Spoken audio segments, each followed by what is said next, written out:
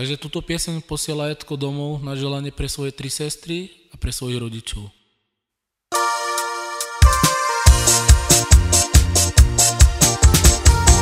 Imanite llorar, ahí se sciuca ioline, i sapelen de medica, i me palen de furova, i me le rado dica, ojilo važle che me da, i le romenza le vicina, ave pie manza.